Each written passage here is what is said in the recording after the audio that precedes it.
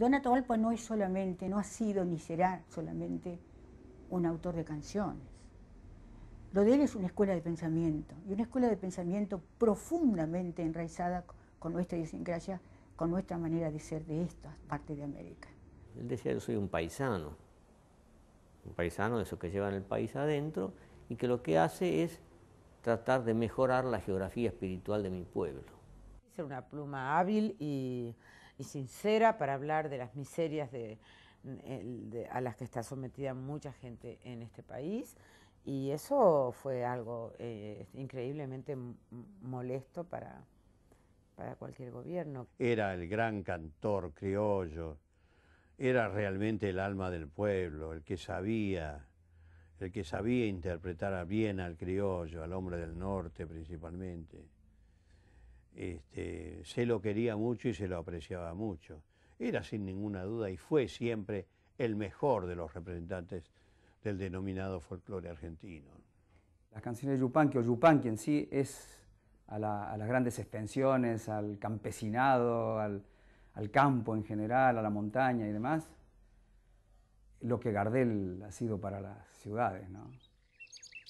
Yo sé que muchos dirán que peco de atrevimiento, si largo mi pensamiento pa'l rumbo que ya elegí, pero siempre he sido así, galopeador contra el viento.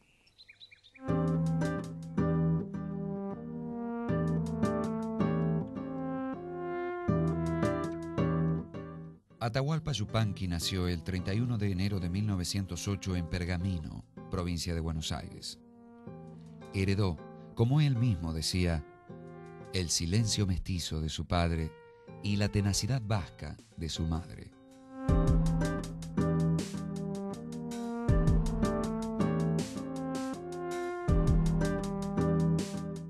Pasa sus primeros años en la localidad bonaerense de Roca, en permanente contacto con la vida rural. El padre, José Chavero, era empleado en el ferrocarril y debido a su trabajo, la familia debía trasladarse con frecuencia hacia distintos lugares de residencia. El pequeño Héctor Roberto crece en el campo. Es entre fogones y payadores donde nace su amor por la música. Robándole unas monedas devuelto a mi abuelo, que lo mandaban al almacén, con eso se compró una guitarra. Ocultó la guitarra en una chacra, hasta que lo descubrió un tío. Apretado junto a ellos, mirando sus grandes manos, sus rostros curtidos, mi corazón no viajaba. Allí estaba, frente al cantor, bebiendo sin entender mucho las cosas que decía. Me sentía totalmente ganado por la guitarra.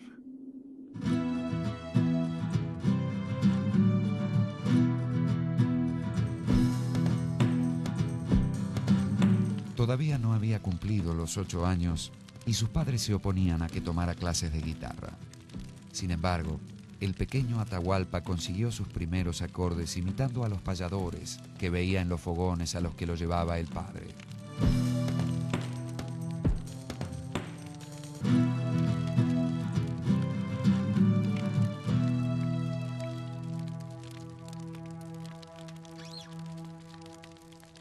Mi abuela no quería que hiciera música porque él no quería que fuera de estos que andan de boliche en boliche, en fin.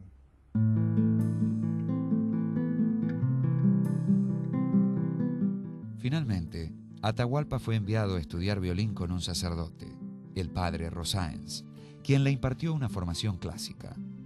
Las clases terminaron abruptamente cuando el cura lo sorprendió tocando el violín como si fuera una guitarra.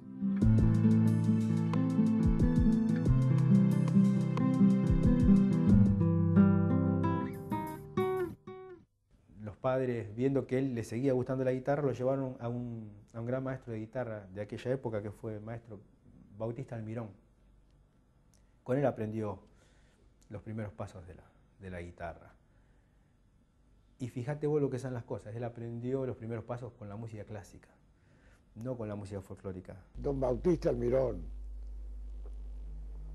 era un hombre extraordinario, muy severo en guitarra, en su métier, en sus cosas, era un hombre severo.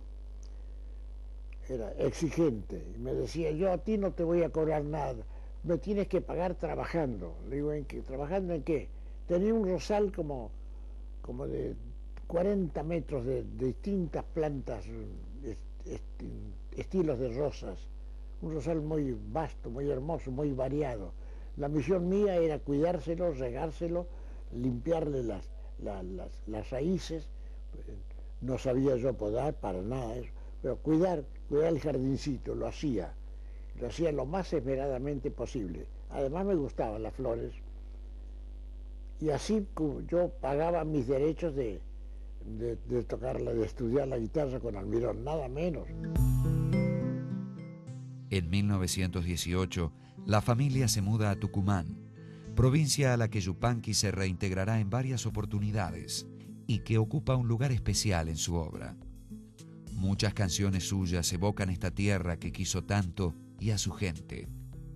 La Tucumanita, Nostalgias Tucumanas, La Raqueña, Adiós Tucumán, entre varias otras. Perdido en las razones, quién sabe, vidita, por dónde andaré.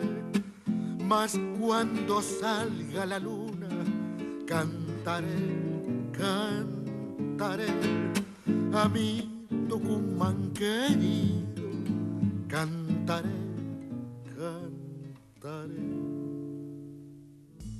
La familia soñaba con un futuro médico, pero la muerte del padre cuando Atahualpa tenía 13 años cambió los planes. Era infinita la admiración que teníamos por él. Era verdaderamente paisano, un hombre muy de buen genio, muy decidido, de buen carácter, y nada flojo en su carácter, pero carácter firme, pero muy jovial, muy cordial a su vez, ¿no? Vale decir, bien educado, es una palabra, bien educado. Tardé mucho en saber, porque en casa no se hablaba de esas cosas. Aparte mi abuelo se había suicidado, que era un hecho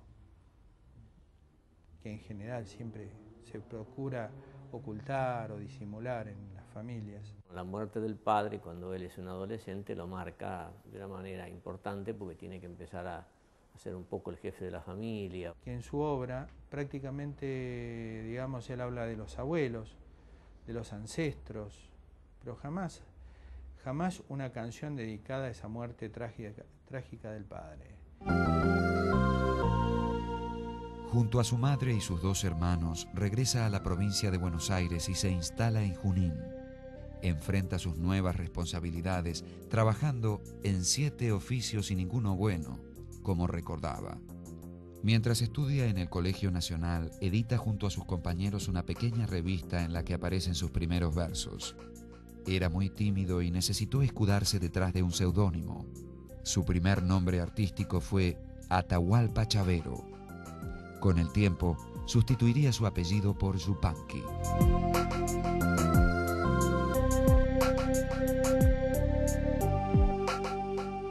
Se puso Atahualpa y se puso Yupanqui, que en voz amauta quiere decir has de cantar, cantarás, lo cual es extraordinario porque es como una especie de mandato que él mismo se impuso para traducir, como él mismo lo dice en sus libros, en alguno de sus libros, lo que él llamaba el espíritu de la tierra, ¿no?